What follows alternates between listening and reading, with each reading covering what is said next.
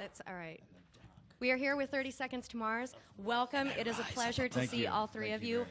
And thank you, because Kings and Queens is absolutely, it's magnificent. I'm sure you're tired of hearing it, but I'm going to say it again. It's magnificent. Well, just say it one more time. Just once more. It's beautiful. I mean, I'm sorry. Are you tired of being told that you're fabulous because the song is... No, actually. No, keep saying it. You know, if you want to call us fabulous, you go right ahead. It's such a gift. I mean, it's really beautiful. I mean, for someone who's been in this industry as long as I've been in it, it's sometimes hard to find really, truly touching music, and you guys have done it with this song. I can't wait to hear the rest of the record. Thank you so much. So the new album, This Is War, comes out Tuesday. Yeah. Will you talk a little bit about the creative process? Because I read an interview with you guys that you rediscovered and redefined yourselves as artists on this record. We really did. It was time for us to look at 30 Seconds to Mars, look at each other, look at ourselves as players, and to start again. You know, we had done what we had done in the past, and we felt like it was time to make some new choices. Now, what are you hoping? When I was listening to the song and I was wondering about what the rest of the music is going to sound like, it seems like this is so much more than a record, and it's an experience. So what do you hope that your fans, when they get a first listen to it, what do you hope that they take from that? Do you have a message with this album?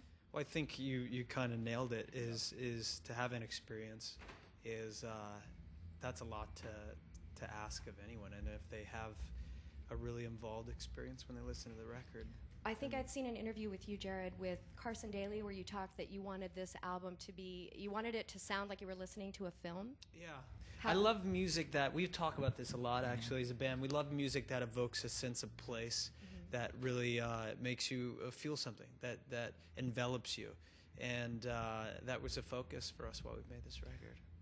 I have to tell you, I was talking to Bill Carroll from your record label, and I hope that you don't think I'm a spaz, because I had an experience with this. The first time I heard it, I'm like, it reminds me of something, but I couldn't figure out what it was. And I discovered it this weekend inadvertently. No.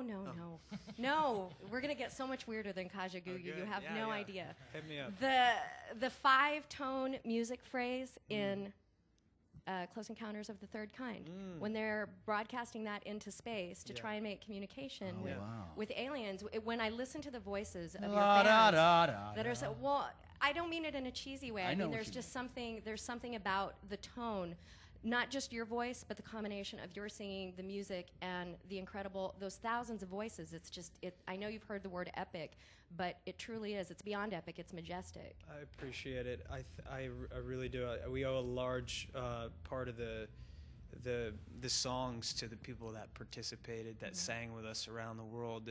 And I know what you're talking about, and I think the word that we use to describe that feeling is nostalgia, you know, of something that really strikes a chord inside of us as well when we're writing music. And we try to follow that. I'm glad that you used the word chord, because I had also sent an email. I had such a visceral experience listening to it that I needed therapy, so I'm writing to Bill from your record label to tell him.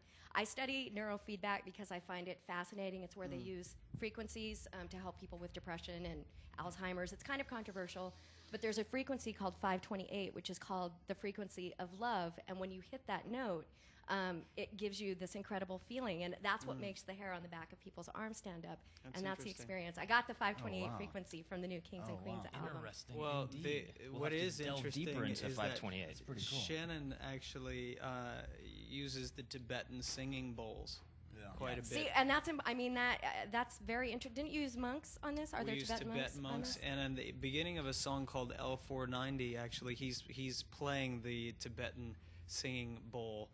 And that starts the very last song.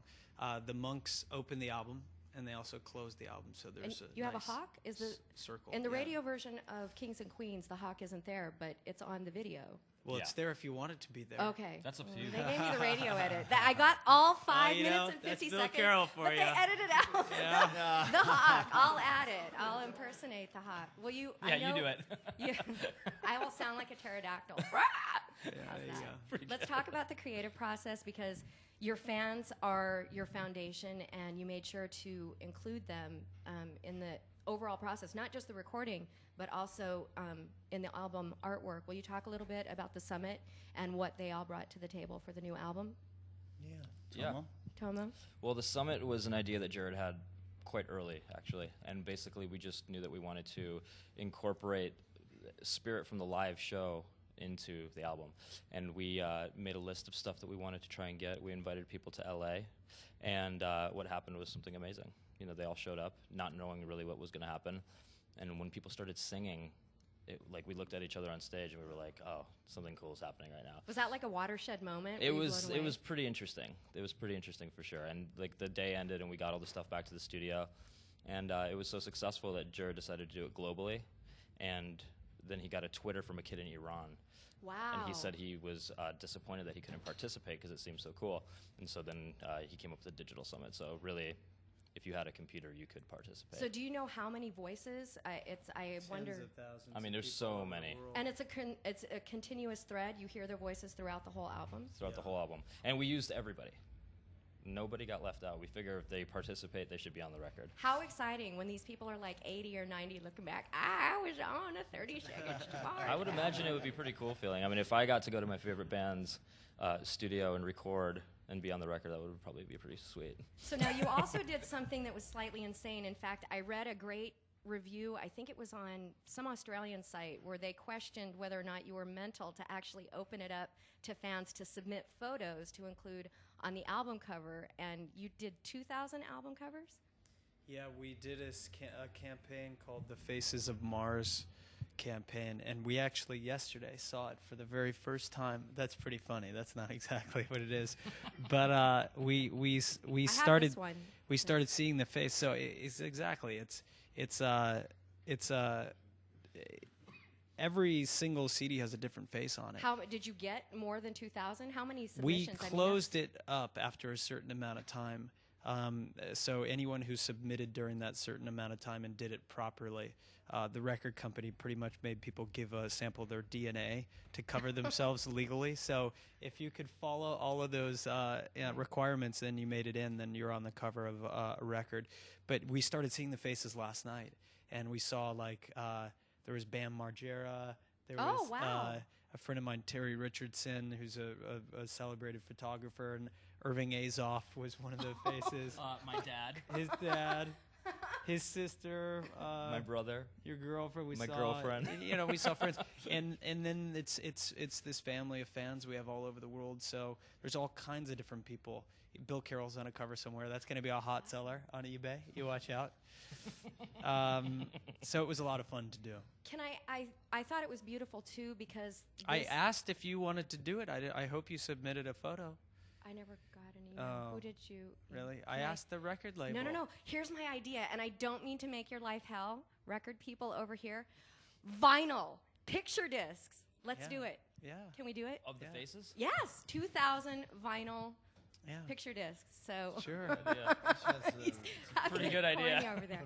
The reason that I love this idea, But I did is ask if you wanted to be on the cover of one of the records. I never got. Did you see it? Well, take it up Did with you Bill after. email AO because I talked to AO for sure. Did AO may have I'm but sad. I asked could've Bill, been on so a 30 Seconds to Mars you could have album. to take that up with Mr. Carroll. Maybe I could be on the EP for Kings and Queens. No, when we're you do going to do acoustic another set. run, so we can Awesome. include everybody from the Well, this station. is fun too because it gives fans something tangible. I mean, I know Yeah. everybody's an iPod whore, but it's nice to have. It was I a have way to Victrola, celebrate the CD. We Right. all know we're in the death of one system of delivery.